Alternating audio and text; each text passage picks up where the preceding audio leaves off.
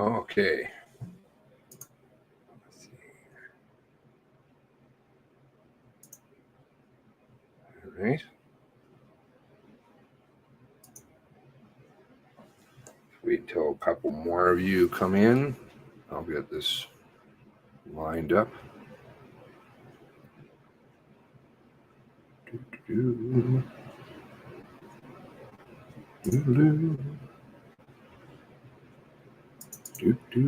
Four of them. Four of you. Hello. Oh, yeah.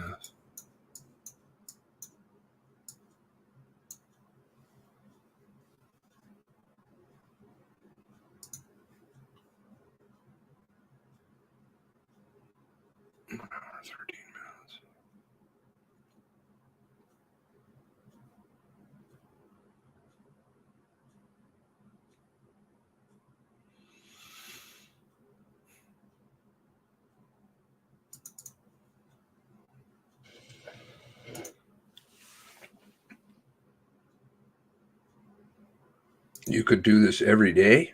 Oh, well, I could too, but the problem is I don't know how many people would be listening. There we go. All right. So this is the major timeline. Thank you, Annie, though. I appreciate that. So this is the major one. Now, one thing,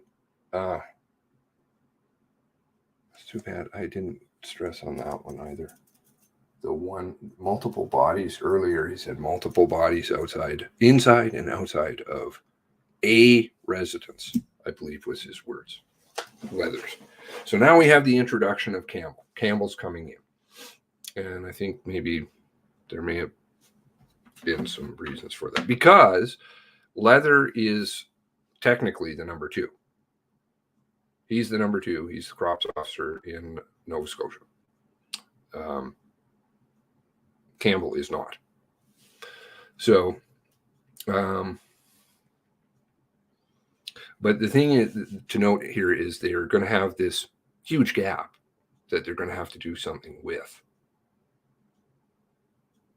The evolution of the DeBert thing happens between this press conference and 4 days later.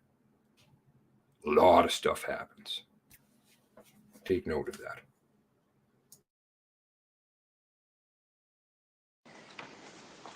Good morning. As Corporal Clark has mentioned, my name is Darren Campbell and I'm the Support Services Officer for the Nova Scotia Rcmp. Before I begin and provide you with information related to the incidents as they unfolded, I first want to acknowledge those who have lost their lives. 22 innocent people were killed. Hold on one moment. This is the one that stutters and farts, I think, isn't it? Oh, they cut this one off early. Okay, so I'm going to switch to a different one. We could listen to that, though. I don't know what they talk about exactly. And not only continue that rampage, Rosemary, but just the incredibly troubling detail that we were able to confirm at this news conference that we had been hearing rumors of, the situation and the circumstances in which people...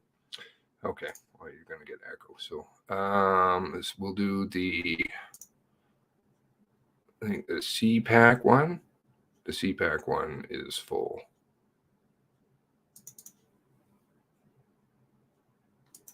Audio was okay?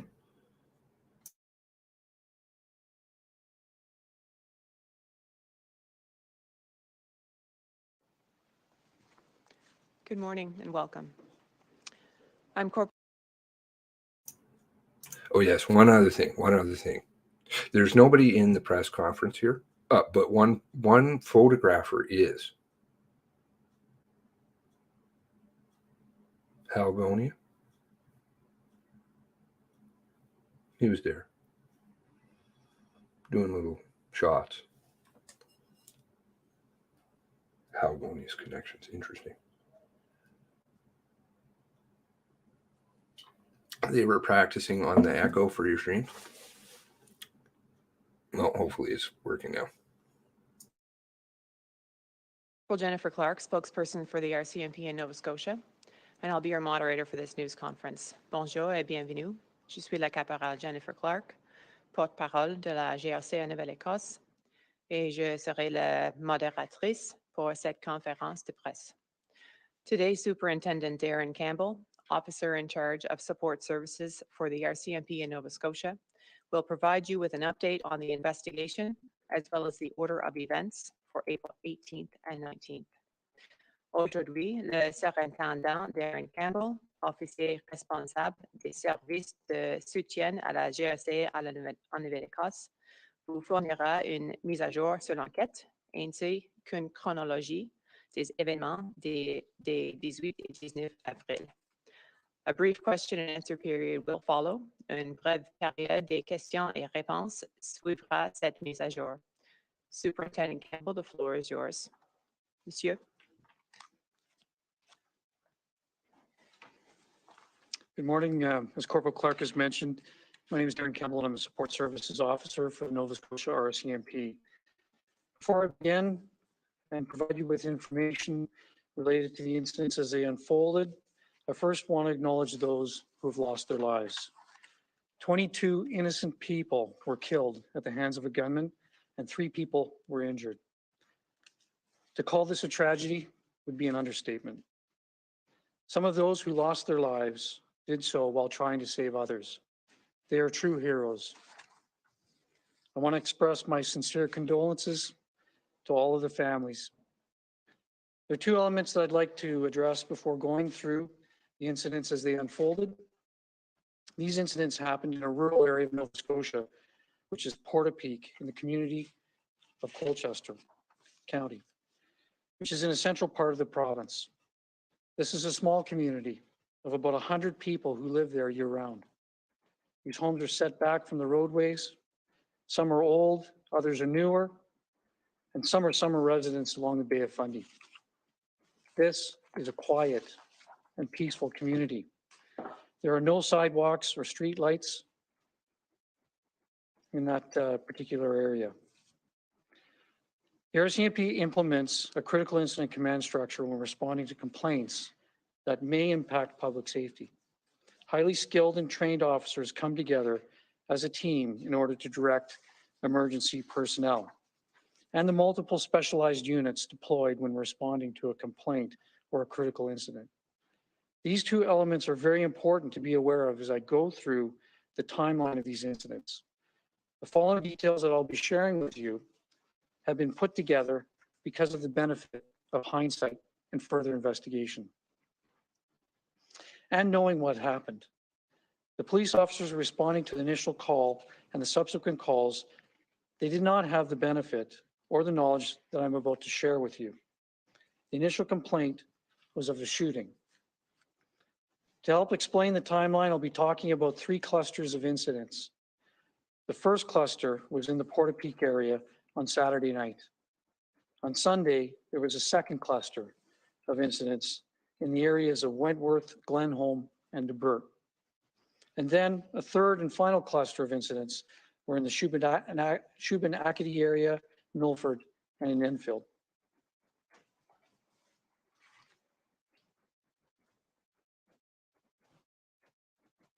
Et maintenant en français. Avant de commencer et de vous fournir des informations relatives aux incidents au fur et à mesure de leur déroulement, je souhaite saluer la mémoire des personnes qui ont perdu la vie. 22 personnes innocentes ont été tuées par un tireur et 3 personnes ont été blessées. Cet événement va bien au-delà de la tragédie. Certaines des personnes ayant perdu la vie l'ont fait en essayant d'en sauver d'autres. Ce sont des héros. Je tiens à exprimer mes sincères condoléances à toutes les familles. J'aimerais aborder 2 éléments avant de passer en revue le fil des événements. Les incidents se sont produits dans les régions rurales de la Nouvelle-Écosse. Portapique est une collectivité du comté de Colchester, dans la partie centrale de la province. Il s'agit d'une petite collectivité où environ 100 personnes vivent à longueur d'année. Les maisons sont retraites de la route. Certaines sont vieilles, d'autres plus récentes, et certaines sont des résidences d'été longeantes de la baie de Fundy. Il s'agit d'une collectivité tranquille où il n'y a ni trottoir ni lampadaire. La GRC met en place une structure de commandement en cas d'incident critique lorsqu'elle répond à des plaintes pouvant avoir une incidence sur la sécurité publique. Des officiers hautement qualifiés et entraînés forment une équipe afin de diriger le personnel d'urgence et des multiples unités de police spécialisées qui répondent à la plainte. Il est important de garder ces deux éléments à l'esprit alors que je passe en revue le fil des événements. Les détails qui suivent ont été corrigés rétrospectivement après avoir appris ce qui s'était passé. Les policiers qui sont intervenus suite à l'appel initial au 911 et aux appels subséquents n'ont pas bénéficié des connaissances que je m'apprête à vous communiquer. La plainte initiale concernait une fusillade.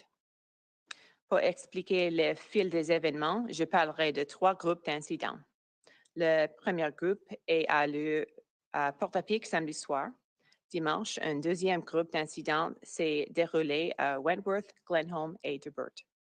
Et puis, un troisième et dernier groupe a eu lieu à Shubenacadie, Milford et Enfield. Monsieur.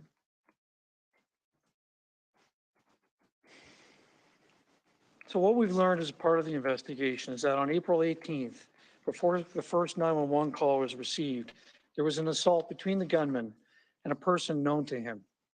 This assault occurred in the area of Portapique. The victim managed to escape from the gunman, and she hid overnight in the woods.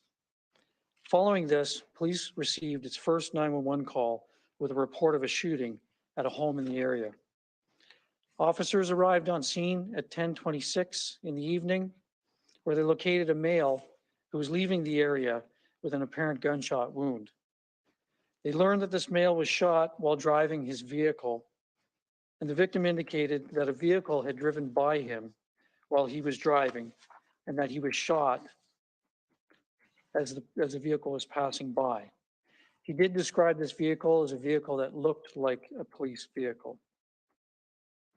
He also indicated to the responding officers that that vehicle was driving towards the beach and that there was one way in and out of the community. And it's important to note that. The officer arranged for EHS, which is Emergency Health Services, to attend to the victim, and the victim was taken to hospital. He has survived. Several police units responded to the area, and upon arriving, they located several people who were deceased, some of which were lying in the roadway. There were also several structures that were already fully engulfed in flames. In total, there were over 7 locations where people were found deceased. Many of the deceased were discovered while responding members were checking homes for victims and or for suspects. At this time, the police began looking at a number of possible suspects as a result of the information that they were receiving. While the situation was unfolding, the critical incident program was engaged and was staging to take control of the critical incident. During this point, perimeters were established, specialized units responded, which included police dog services, emergency response team members, and requests for air support helicopter. There was also explosive disposal unit, crisis negotiators, and emergency medical response teams that were part of the critical incident package. Within a very short period of time, we also engaged specialized units and resources from a neighboring division in New Brunswick. Over their lengthy course of time, first responders engaged in clearing residences, searched for suspects, provided life-saving measures to victims. Telecommunication operators remained on the line with witnesses in the immediate area for extended periods of time. Fairly early into our involvement, we learned of a possible suspect and learned the individual lived in a home within that same community in Portapique. The possible suspect's home and garages, I can confirm, were fully engulfed in flames as well. 2 police package Ford vehicles as well as a third vehicle, was also burning on that potential suspect's property. We also learned that the gunman was in possession of pistol and long-barreled weapons. We learned that he was also known to own several vehicles that looked like police vehicles. Our efforts to locate the suspect continued throughout the night. It was only after 6:30 in the morning or daybreak when a victim emerged from hiding after she had called 911. Our officers responded, and it was at that time that through that significant key witness, we confirmed more details about Gabriel Wortman. This included the fact that he was in possession of a fully marked and equipped replica RCMP vehicle and was wearing a police uniform. We also learned that he was in possession of several firearms that included pistols and long-barreled weapons. It was at that time that the police issued a BOLO, which is a be on the lookout for. That's a bulletin which included a description of the suspect and the vehicle to all police agencies in Nova Scotia. We maintained containment of the scene and continued to search for the suspect. And what I'll do is I'll just turn to the map, and you can see on the map, the pinpointed areas are residences of some of our victims. The total number of victims that we've accounted for in that particular area are 13 deceased. And what you can't see on that map as well, you can see Highway 2 just to the north, but there's Portapique Beach Road, and that's the one main entry point into the Portapique Beach area. It's an approximately 2 square mile area. It's heavily wooded, and the roads are gravel-based roads.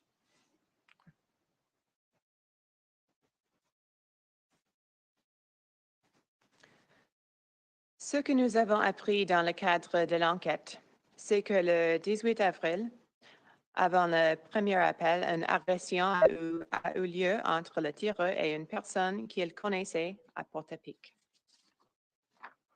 La victime a réussi à s'échapper du tireur et s'est cachée dans les bois pendant la nuit. Suite à cela, la police a reçu le premier appel de 911 dans lequel on rapportait des coups de feu dans un domicile de Portapique. Les agents sont arrivés à 22h26 et ont trouvé un homme qui quittait la zone avec une blessure par balle apparente. Ils ont appris que cet homme avait été visé alors qu'il conduisait son véhicule. La victime a indiqué qu'un véhicule l'avait croisé alors qu'il conduisait et que le coup de feu provenait de ce véhicule. L'agent a pris des dispositions pour que le service d'urgence de santé s'occupe de la victime, laquelle a été transportée à l'hôpital par ses services. Plusieurs de policiers sont intervenus dans cette zone et à leur arrivée, elles ont trouvé plusieurs personnes mortes, disant cela chaussée et plusieurs structures déjà en feu. Au total, il y a plus de 7 endroits où des personnes ont été retrouvées mortes. Beaucoup de corps ont été découverts alors que les intervenants fouillaient les maisons pour trouver des victimes ou des suspects. À ce moment-là, la police a commencé à envisager un certain nombre de suspects potentiels à la suite des informations qu'ils recevaient. Alors que les événements s'enchaînent, le programme des incidents critiques a été contacté et mis sur pied pour prendre le contrôle de cette situation critique. À ce stade, des paramètres ont été établis, des unités spécialisées sont intervenues, une équipe d'intervention d'urgence utilisant des chiens policiers a été appelé, un hélicoptère du ministère des Terres et Forêts a été dépêché. Se sont ajoutés le GEE, des négociateurs, le JIMU et des négociateurs en situation de crise. En très peu de temps, nous avons mobilisé des unités et des réseaux spécialisés de la division J en Nouveau-Brunswick. Sur une période longue, les premiers intervenants se sont efforcés de vérifier chaque résidence, de rechercher des suspects et de prendre des mesures pour sauver des vies. Les agents de télécommunications sont restés en ligne avec des témoins dans la région immédiate. Assez tôt d'entre notre intervention, nous avons été mis au courant de l'identité d'un suspect et avons appris qu'il vivait dans une maison de la collectivité de Portapique.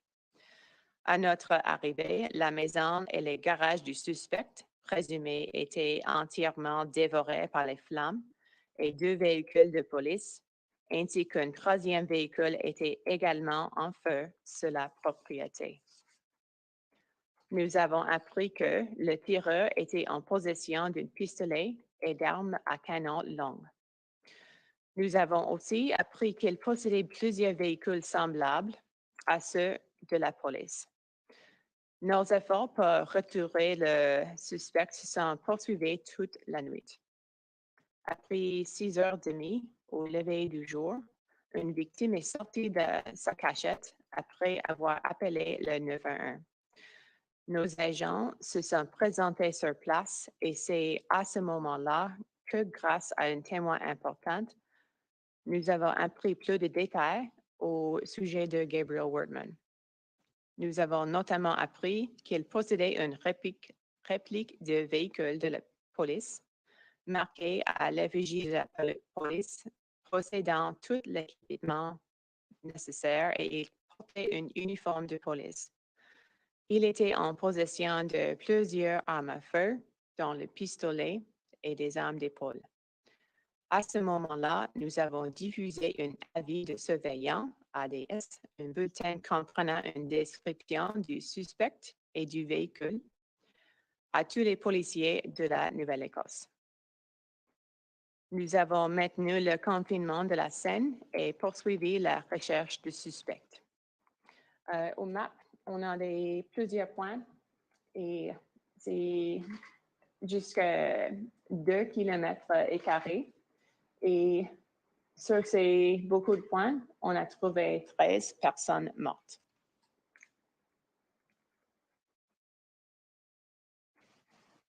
So could you advance to the next map, please? So it was more than 12 hours after our initial arrival in the Portapique area that we began receiving a second series of 911 calls. That was in an area which was more than 60 kilometers away from the Portapique area. Our investigation has revealed that the gunman attended a residence on Hunter Road in the Glenholm area. At that location, the gunman killed 2 men and 1 woman, and he set the residence on fire. At least 2 of the victims were known to the gunman. Our investigation has uncovered that the gunman then traveled to a residence on Highway 4 in the Glenholm area. He had knocked on the door and he had woken the occupants. He was known to the residents, and they identified him to a 911 call taker.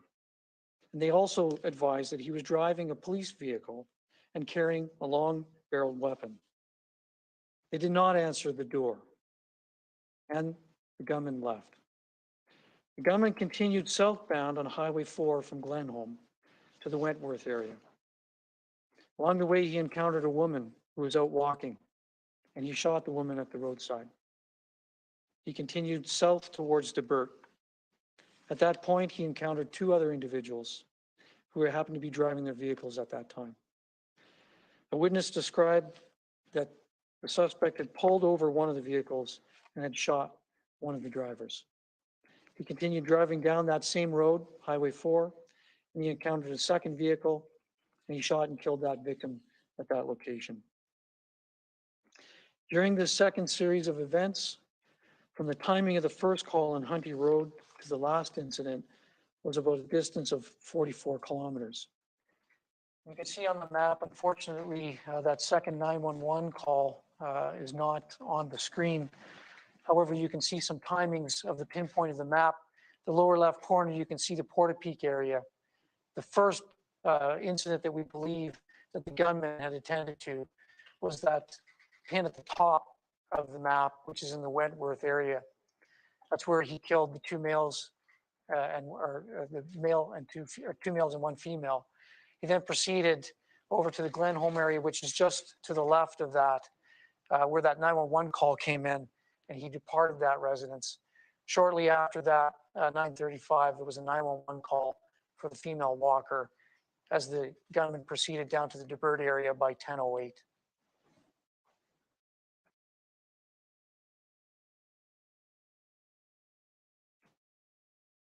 Merci.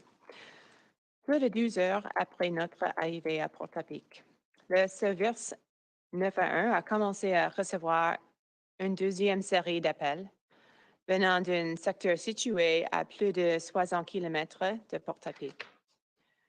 Notre enquête a révélé que le tireur s'était rendu à une résidence du chemin Hunter à Glenholm. À cet endroit, le tireur a abattu 2 hommes et une femme, puis il a mis le feu à la maison. Le tireur connaissait au moins 2 de ses victimes. Il s'est ensuite rendu dans une résidence de la route 4 à Glenholm. Il a cogné à la porte et réveillé les résidents. Ceux-ci le connaissent. Ils ont donné son identité au téléphoniste 911 et ils leur ont dit qu'il se déplaçait au volant d'un véhicule de police et qu'il avait une arme d'épaule avec lui. Ils ne lui ont pas ouvert la porte et le tireur est parti. Le tireur a poursuivi son chemin sur la route 4 en direction sud de Glenholm à Wentworth. Sur sa route, il a rencontré une femme qui marchait et il l'a abattue sur le bord de la route. Il a ensuite continué son chemin vers Debert, en Nouvelle-Écosse, en direction sud. C'est à ce moment-là qu'il a rencontré 2 véhicules. Selon un témoin, le tireur a intercepté un des véhicules et tiré sur une des personnes qui y prenaient place. De loin, il a rencontré un deuxième véhicule et tué la conductrice. Cette deuxième série d'incidents, à partir du moment où le premier appel est arrivé, du chemin Hunter au dernier incident, couvre une distance d'environ 44 km. Au map, on peut voir Portapique, c'est sur le fond du map et à l'eau, il représente Hunter Road. Et entre le haut et le fond, c'est environ 44 km. Did we say that? No, OK. Merci.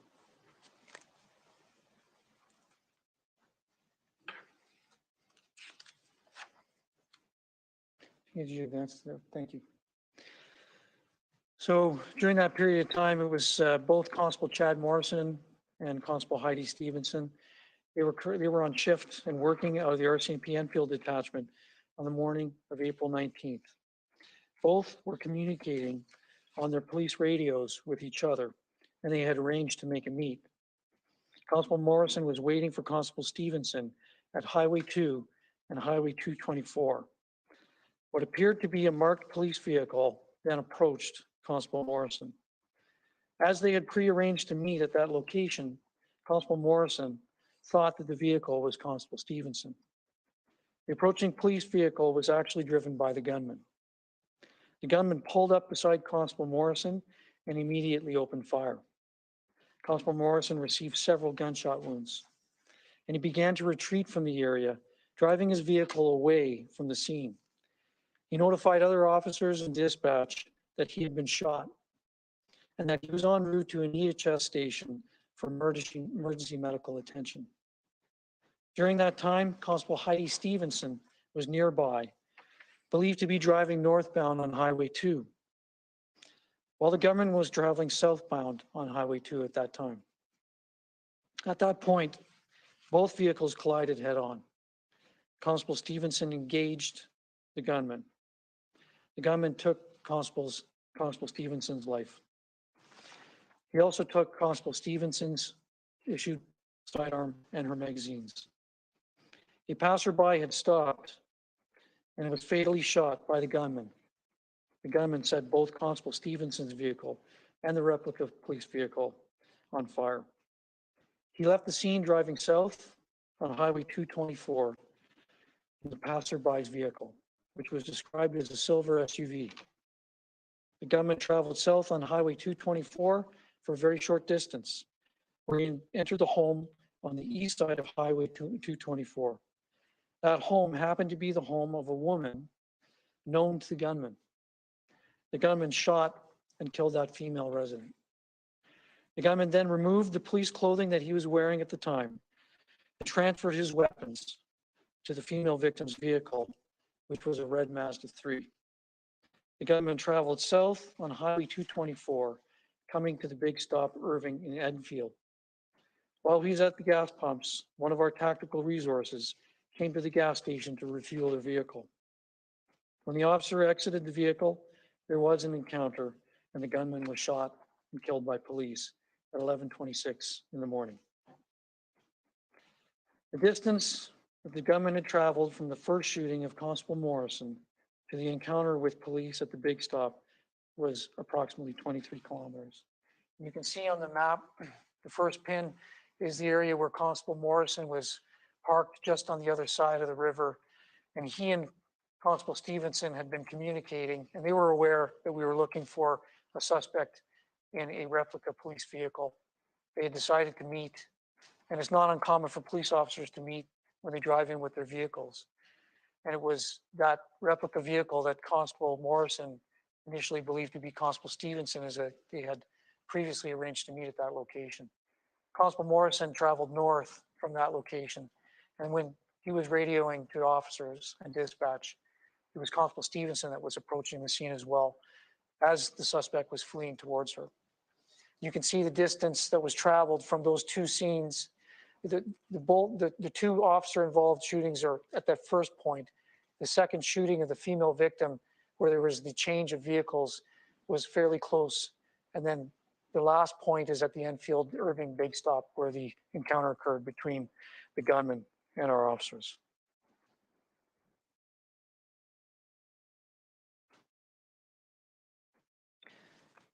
Les gendarmes Morrison et Stevenson s'étaient entendus pour se rejoindre. Chad attendait Heidi à l'intersection des routes 2 et 224.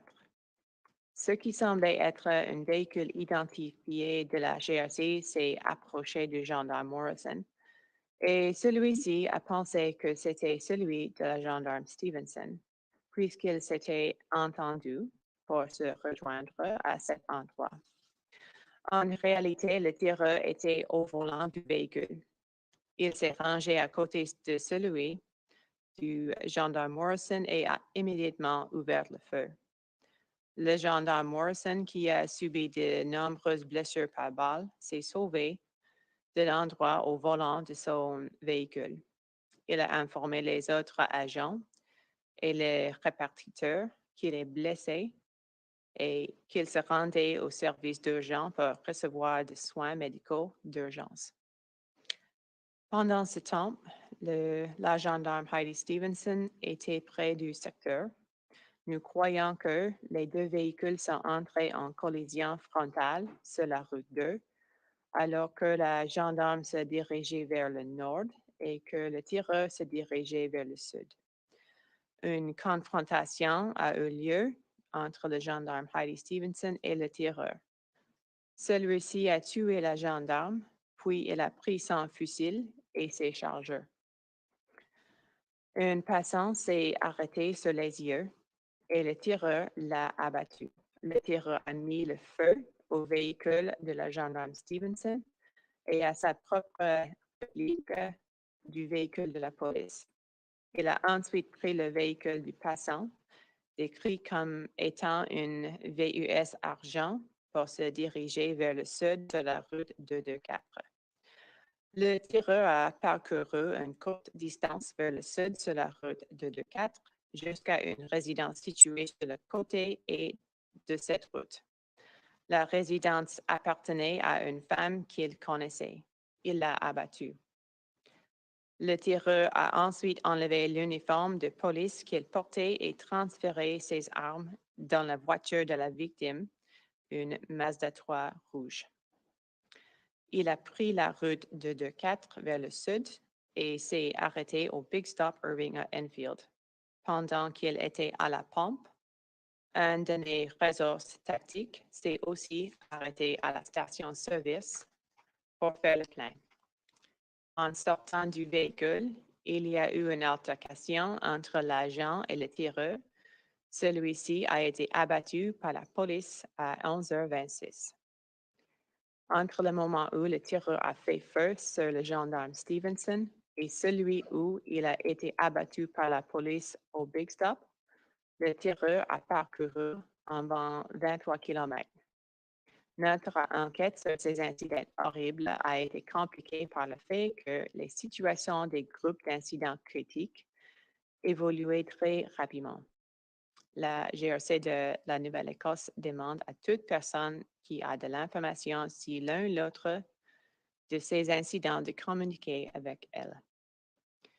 Nous sommes à la recherche de photos, de vidéos ou de tout autre élément qui pourrait nous aider.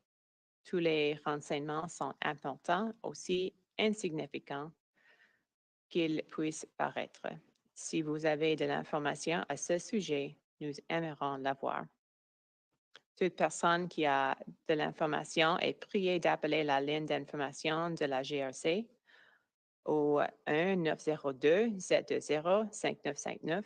Nous avons déjà reçu de nombreux appels et nous remercions le public de communiquer avec nous. Sur le map, on a l'endroit où, à l'autre, où le tireur a rencontré gendarme Morrison, et puis l'endroit où le tireur a rencontré le gendarme Stevenson, et puis juste un petit peu bas, la femme dans le véhicule en argent. C'est juste 23 km du moment où il a rencontré gendarme Morrison à la fin, où il a rencontré les gendarmes aux stations-service. Merci.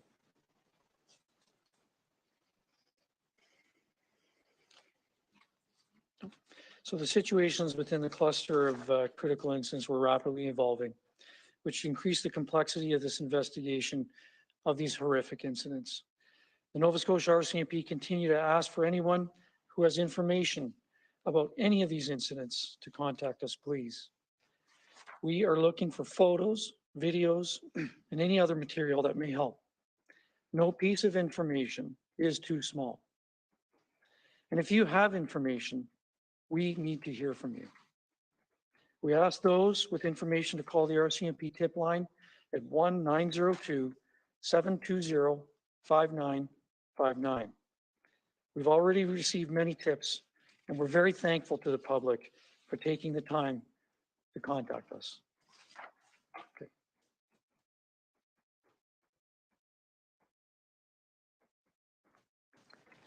Okay, we will now proceed with a question period. We ask that you limit yourself to one question and one follow-up, please. Nous procéderons maintenant à la période de questions. Nous vous demandons de vous en tenir à une question et une autre de précision. We will now go to the phone lines for questions. Operator, go ahead, please. Nous allons maintenant prendre les questions des journalistes qui sont en ligne. Thank you, Ms. Clark. We will now take questions from the telephone lines. Nous allons maintenant passer à la période de questions. If you have a question and you're using a speakerphone, please lift your handset before making a selection. Le téléphone en ligne, veuillez s'il vous plaît soulever le combiné avant d'effectuer votre sélection. If you have a question, please press *1 on your telephone keypad. Si vous désirez poser une question, veuillez s'il vous plaît appuyer sur les touches étoile 1 de votre téléphone à clavier. If at any time you wish to cancel the question, please press the pound sign. À tout moment, annulez votre question en appuyant sur le dièse. Please press *1 at this time if you have a question. S'il vous plaît, appuyez sur l'étoile 1 maintenant pour poser une question. There will be a brief pause while the participants register for questions. Thank you for your patience. Merci de votre patience. The first question is from Steve Shearer from Reuters. Please go ahead. Your line is open. Votre ligne est ouverte. Hello, yes. Thank you for this detailed press conference. I had a question about the way it started. You said that the whole thing had sort of started, the whole rampage had started after the gunman had assaulted someone known to him, who then escaped. And I was wondering, could you tell me, is that someone, like a girlfriend or a wife or something like that? Is that the same person that then came out of the woods at 6:30 in the morning the next day and gave you the key information? Yes, thanks for your question. I confirm that the individual is a female, and that female was in a relationship over a course of period of time with the gunman. That female did escape, and that female, as I indicated, had hid in the woods. And that was the same individual that had key information for us that was necessary for us to understand more about Mr. Wortman and what he was currently in possession of at that time. Okay, as a follow-up, thank you. As a follow-up, my question is this, I don't want you to speculate, but is there the sense that this assault and the escape of his girlfriend was the trigger that set off this terrible series of events? So obviously, as part of the investigation, that is a consideration that we have. That could have been a catalyst to this. However, we're open to all possibilities, and we're not excluding the possibility that there was any premeditated planning also involved. At the same time, it was a significant incident. It was a significant assault. And this individual female did manage to escape. And that could very well have been the catalyst to start the chain of events. However, we're not going to discount any possibility of any pre-planning at this time. Thank you. Merci. The next question, la prochaine question is from Todd Battis, CTV News. Please go ahead. Your line is open. Votre ligne est ouverte. Good morning, Superintendent. Thank you very much. I wanted to ask a question regarding the shooting at the fire hall in Onslow. We know that Serious Incident Response Team is looking into that. We understand it was 2 RCMP officers, and I'm wondering if you can confirm that and tell us who the target was that they were shooting at. Okay. So thanks for mentioning that the incident is currently being investigated by an independent body, which is the Special Investigation Response Team. What I can do is I can provide you with some general comments, obviously things that are known to us and that caused us to engage CERT in taking care of that particular investigation. What I think is maybe helpful is to put into context the timing of that incident. And of course, the officers on the road knew that we were looking for a marked police vehicle. And it was 2 of our other officers that were involved in that incident. And it also involved a marked vehicle, but I can't go any further than that as it's currently under investigation. As a follow-up, if I may, have the 2 officers been reprimanded at all? Is there any internal investigation within the RCMP in that regard? So in the course of any of those types of referrals to CERT, when there's a discharge of firearm, there's always a review, and there's always a review of the status of those officers. I know that this entire incident obviously is particularly difficult for every Nova Scotian, certainly horrific for the families, and it's also a traumatic incident for all of the first responders. And I'm not just talking about the police officers, I'm talking about the ambulance attendants and the firefighters, our dispatchers, our officers, and also the public as well. Thank you. Merci. The next question is from Elizabeth McSheffrey, Global Halifax. La prochaine question d'Elizabeth McSheffrey. Please go ahead. Your line is open. Votre ligne est ouverte. Hi there. I'm wondering at this point what we still don't know about the investigation. It's a very detailed timeline, but what bits of information are you still looking for? Well, with any type of critical incident or homicide investigation, clearly we want to be able to understand everything that we can possibly understand about the individual responsible. We also want to ensure that there was no other involvement or knowledge of any other person that might have contributed or led to this horrific series of events. So that is all happening in the background right now. We are building a complete timeline because we need to know and understand the exact areas that the gunman had taken. There could be evidence out there in those places, so we're retracing all of his steps, and we're working backwards from that as well. So, it's a very fluid investigation. It is complicated. I'm sure that everyone can appreciate that any singular homicide investigation is complicated. This is a series of 22 homicides over more than 16 locations. So it's very complex. It does take time. And we do need to be able to confirm all of the information before we receive that information, because we certainly don't want to influence any potential witnesses who we have yet to interview. And just a follow-up, if I may, there's a significant timeline gap in between the first response and... Take note of it. 4 days. 4 days. I'm going to have to get it resolved. The bird. Portapic at 10:26 in the morning, and the next pins that we have the next morning at 9:35 on those maps. What can you fill in the blanks a little bit between that significant timeline gap? What happened overnight? Yeah, what I can tell you is that the critical incident program was fully, obviously, engaged at that time. And all of the officers involved in that initial response within the Portapic area, they were containing that area. They were also... How not to answer a question. Take note. Checking for residents, and we were removing residents from the scene. We were building up information on any possible suspect. And of course, we have to be alive to the reality that there could be more than one. So all that was happening in the background. And, I can sure that everyone can imagine what that scene would have looked like. Multiple victims, multiple structure fires. We were containing that area, and we were checking for any survivors. We were still checking for any witnesses. We were looking for the suspect.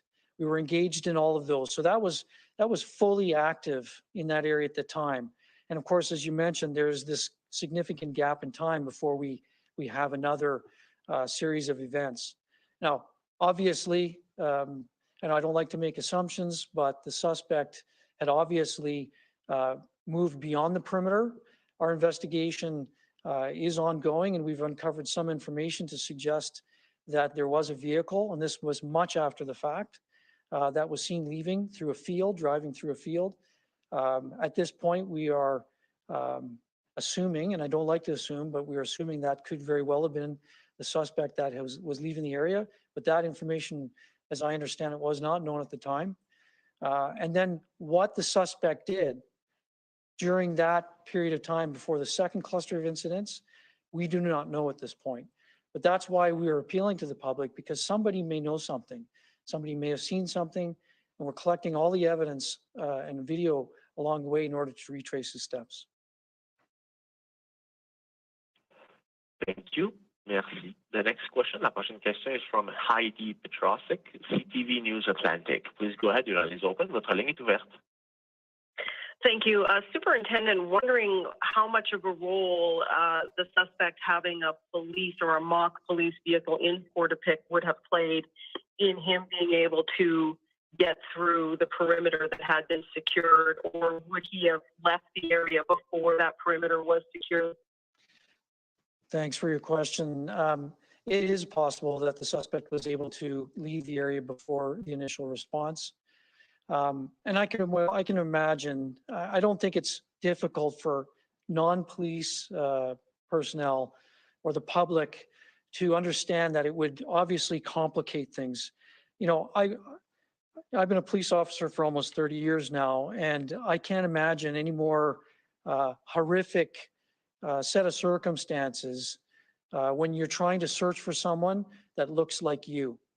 the dangers that that causes, the complications that that causes. That obviously was an advantage that the suspect had on the police, that he had on the public, that he had on every person that he encountered through the course of his rampage.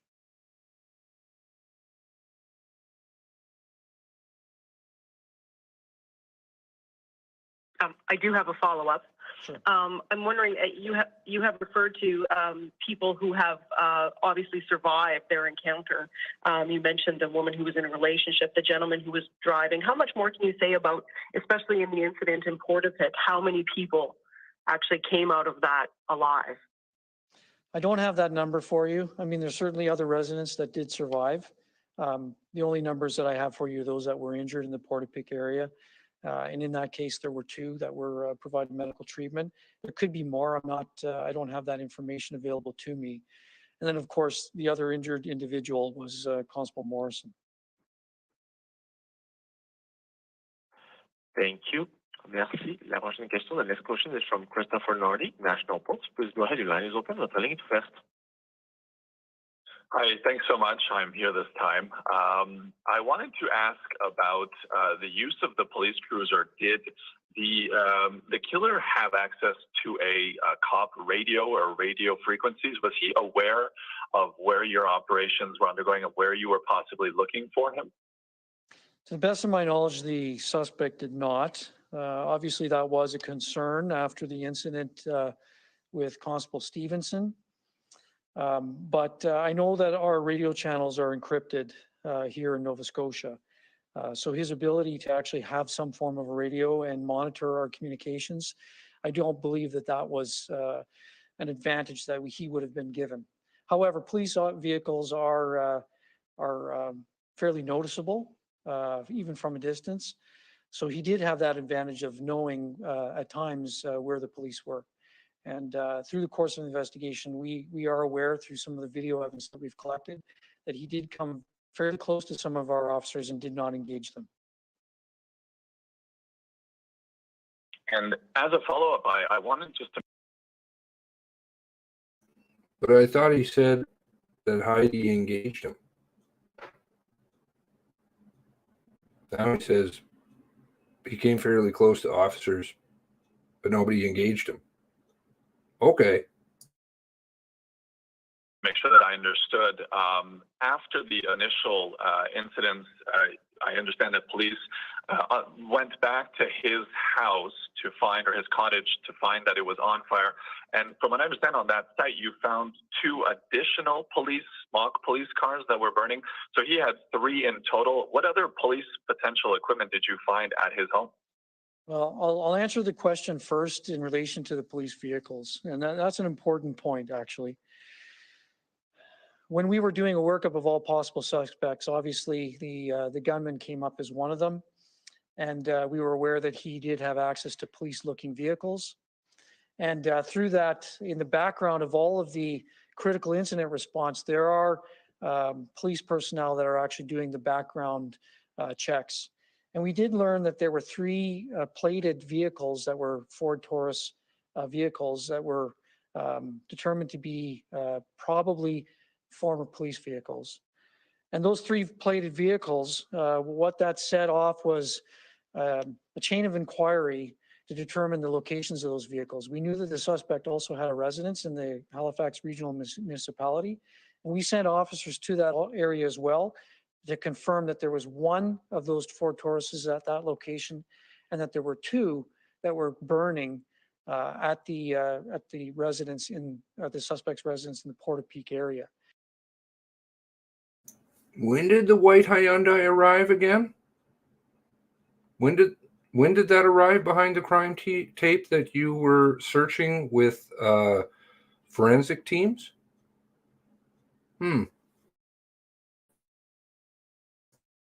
You know, in the driveway where the Taurus suddenly moved to the parking lot?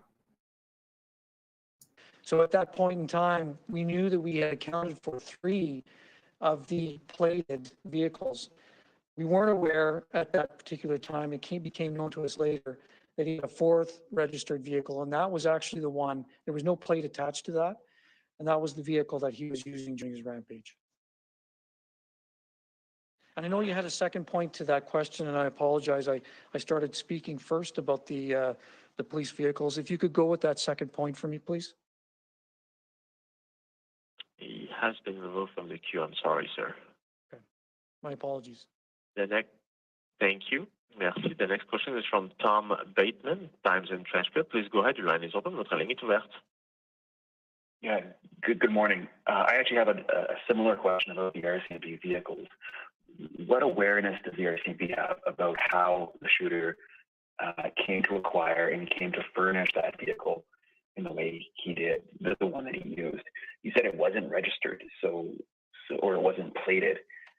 What have you learned about that situation? So our investigators are tracking down every possible lead in terms of determining the origins of these vehicles, any of the equipment that he may have had access to that looked like Rcmp uniforms as well. In terms of, how could someone get access to, there's many ways that individuals can access former law enforcement or emergency services vehicles. I'm sure that many people have seen that there are Ford Taurus vehicles that are operated by emergency health services, fire departments as well. So they are what would be called a police package radio. I'm sure that everyone's ridden in a cab that was once a police car. So these vehicles, once they are out of service, they are often sold within, if it's federal, it would be Crown assets. If it is in a municipality, I'm sure that they have mechanisms to dispose of that equipment as well. What I can tell you is that the investigation, we're tracing down how he could have potentially received any equipment. I can confirm that we have pinpointed where he had obtained the light bar for the vehicle. We're working through that part of the investigation now. And I can also confirm it's our belief that we found a decal manufacturer who provided the decal sheeting. We just haven't yet determined exactly where he was able to get those police package decals printed. Was that, what was it? U.S. decal, or the one down in the United States, or the one in Nova Scotia? Which one? Thank you. And to follow up, you mentioned in relation to his uniform, that was an authentic uniform. Where did he get that? And are any of these components you mentioned under any form of criminal investigation or other investigation? Was there wrongdoing, I guess, in his acquisition of these things? Well, of course, we're certainly looking at that aspect. That's an important aspect of the investigation, and that continues to this time. What I can say is that witnesses have since come forward since the critical incident and the horrific events that unfolded, and they've indicated to the police and provided information that they had seen the suspect with the vehicles. They had seen the suspect with the marked police vehicle well before this, and that they had seen the suspect with several different types of police agency uniforms. Unfortunately, the suspect's residence in the Portapique area is completely destroyed by fire. So some of those items we're never going to be able to recover. Because log homes, they burn right to the ground. That's how that happens. But sheet wood, well, 8 feet still stand. But what I can tell you, as I mentioned when I was providing the overview of the timeline, is that the suspect did shed the uniform that he had on at the time, and that was at the shooting that occurred on Highway 224 just before the encounter with police at the Big Stop. We have recovered those pieces, and some of those pieces I can tell you are what appear to be discarded or old pieces of police uniform, RCMP uniform, and also a piece of uniform from another agency as well. Thank you. Merci. The next question, la prochaine question is from Victoria Walton, The Coast. Please go ahead. Your line is open. Votre ligne est ouverte. Hi there. Thank you so much. My question is in relation to the typical amount of RCMP officers who are working in the Portapique area. I was wondering how many usually are on duty on a Saturday night or Sunday morning, and at what time backup was called in, and talking about the number of officers who were on duty. Okay, yeah, my apologies. I don't have that information available to me of what we would normally have. And also, it's important that that information we normally don't disclose because we don't necessarily want to notify individuals who might be thinking of committing crimes as to where our resources are. But what I can tell you is that I've had an opportunity to look through the dispatch sheets, and there are hundreds of pages of them during the course of the original response in Portapique. And within a very short period of time, you know, my count was there were over 25 separate units that had responded to that area. Thank you so much. How many pages were in the dispatch that was dumped? Was it hundreds and hundreds of pages? Thank you. Merci. La prochaine question. The next question is from Emily Barron-Calda from Maclean's. Please go ahead. Your line is open. Votre ligne est ouverte. Hi, thank you so much. You have mentioned the benefit of hindsight. Looking back now, is there a feeling that it was a mistake not to utilize an EMO message earlier in the night or morning, or not to utilize I guess, a better way of notifying the public? So, you know, a full review is obviously done after every critical incident, and that review will take place. However, I've had conversations with the critical incident command team that was on the ground at that time. And, you know, you have to appreciate that they believed that they had that area contained.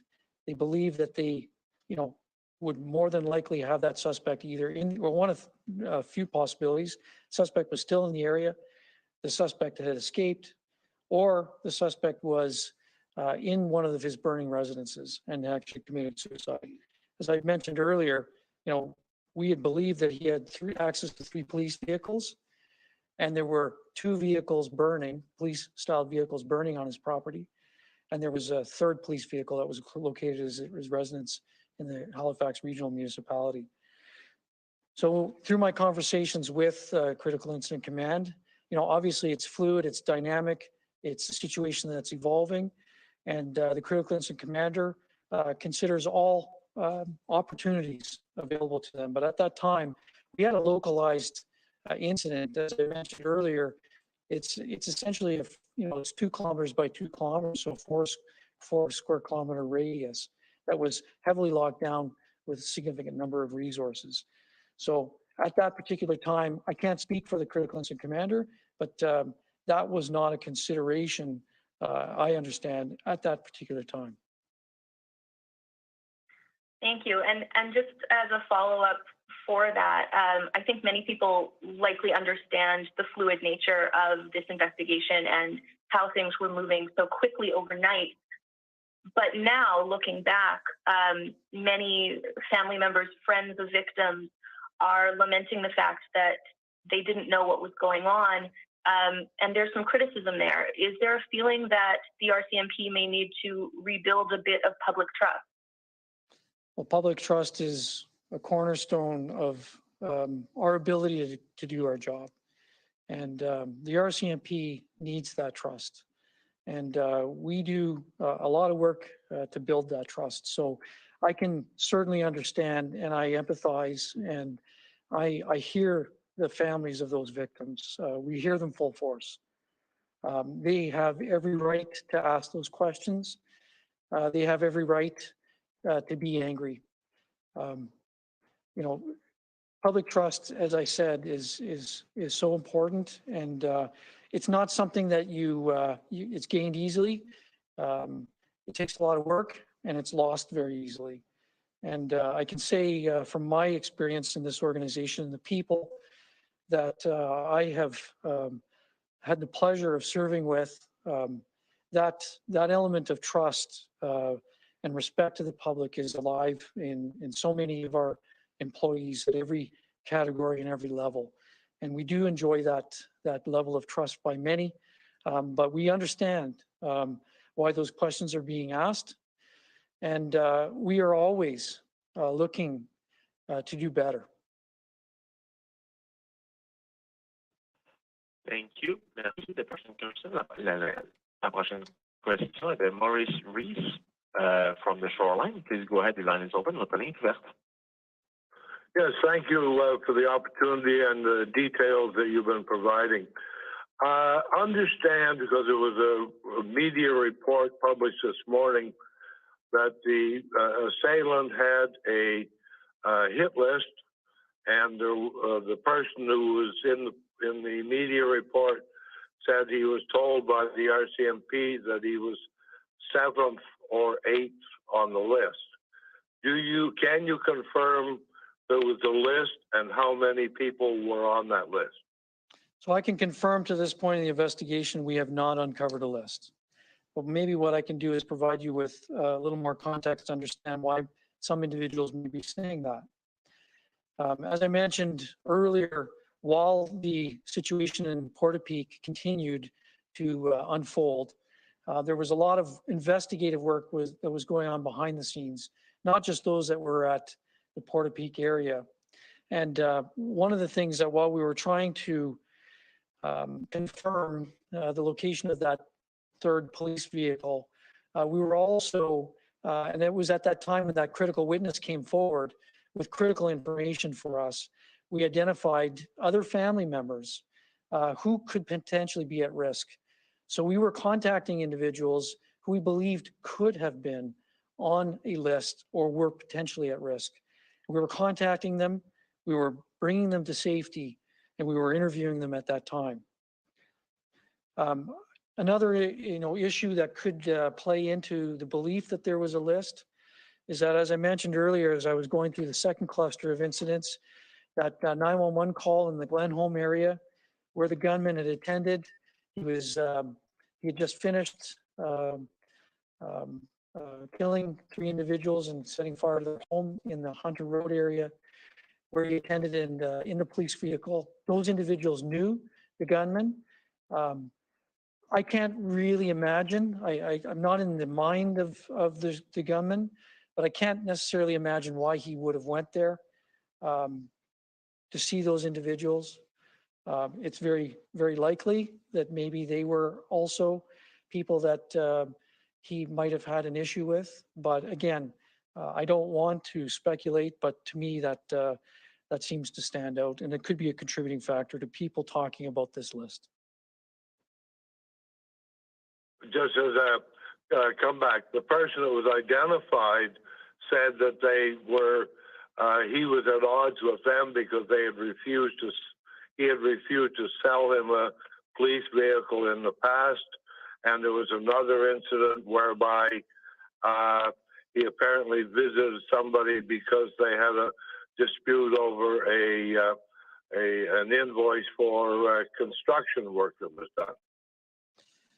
Yeah, so you make more of a comment than a question, but what I'll say to that is that we have interviewed several individuals or associates, people that had come in contact with the gunman, not during this incident, but in the past.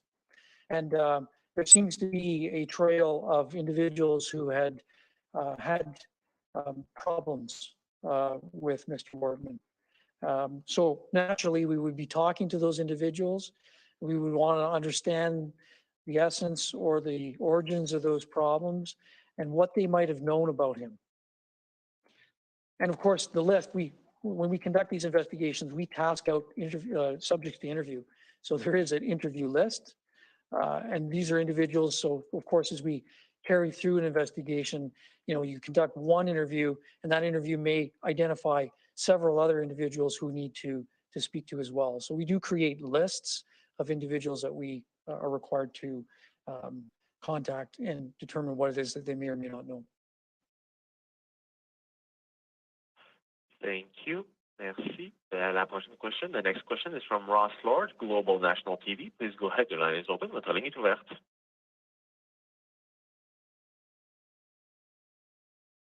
Ross, François, your line is open. Thank you very much. I'd like to ask you what parts of the investigation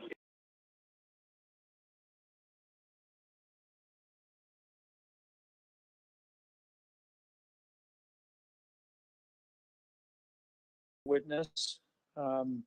That witness is an individual that obviously we have. what parts François, your line is open. Thank you very much. I'd like to ask you what parts of the investigation is his partner helping you with now, and how close are you to determining his motive? Well, as I mentioned, that the former partner is a critical witness. That witness is an individual that obviously we have spent a considerable amount of time with, and I would imagine we will spend more time in the future with her. She is being cooperative with us. She is currently recovering, and with that, it limits the amount of time that we can spend with her. But of course, she is assisting us, and she is identifying other avenues of investigation that we need to pursue. I don't want to speculate about motives. What I would say is that any crime against another person, normal people have a very difficult time understanding it because we wouldn't do such a thing. And trying to understand the mindset of an individual is sometimes a very difficult thing. We'll do everything that we can to understand that, but we are in the process of trying to unpack that, and that will continue for what I would imagine a very long time. Okay, I have a follow-up, which is related to that. Actually, you've had some time to talk about this with his partner. Are you any closer to understanding that, or is it still something that you have no idea? Well, there's a number of theories, and of course, sometimes investigations, I wouldn't say they're driven by evidence, but they're guided sometimes by theories. So there are theories, and there's more than one theory, and we're conducting a systematic investigation into all of those theories. And it's our hope that we are able to uncover the true motives. But again, there are times when, unfortunately, we don't have the opportunity to sit down with this individual and ask him those questions. Even then we have those opportunities, there are individuals that never provide that information to us.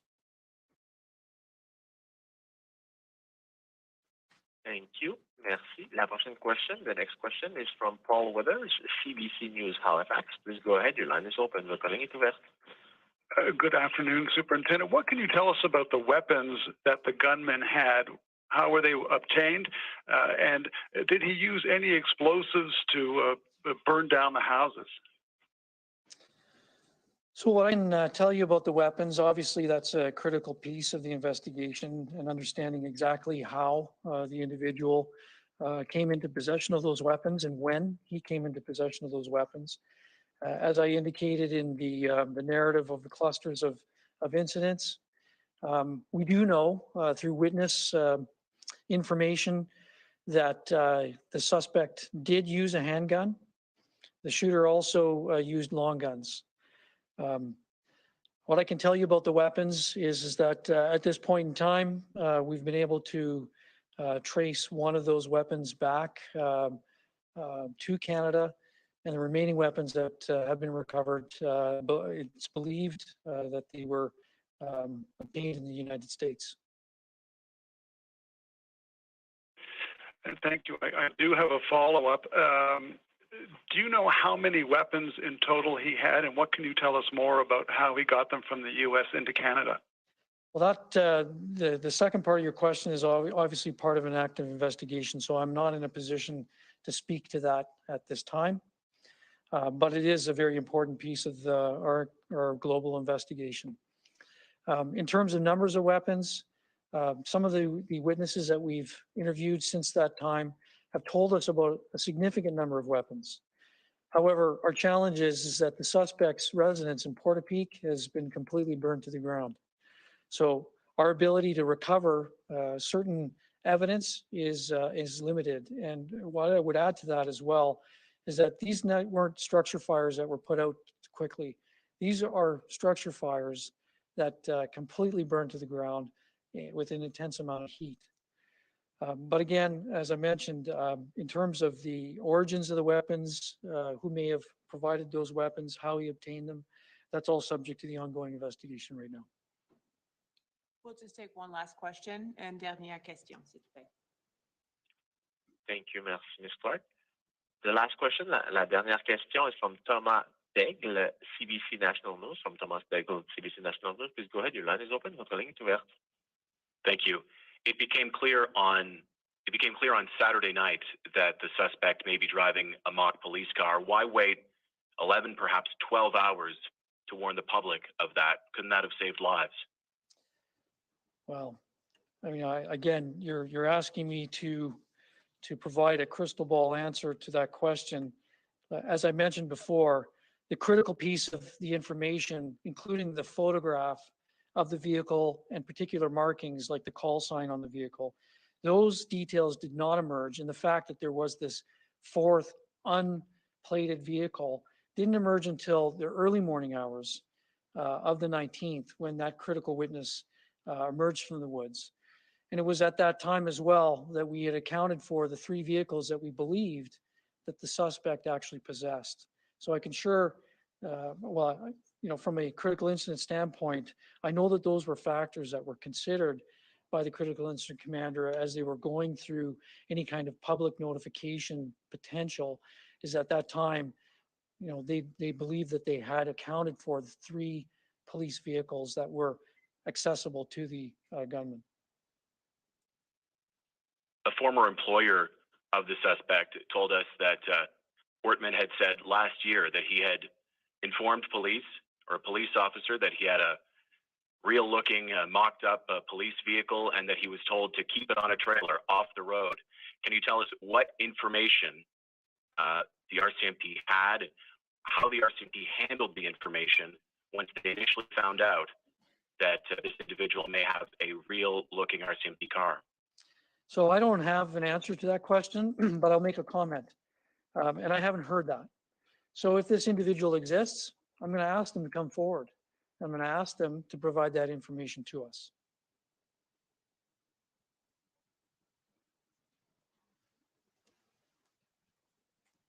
This concludes our press conference. Ceci conclut la conférence de presse. Merci pour votre présence. Thank you for attending. Shut her down. Shut her down.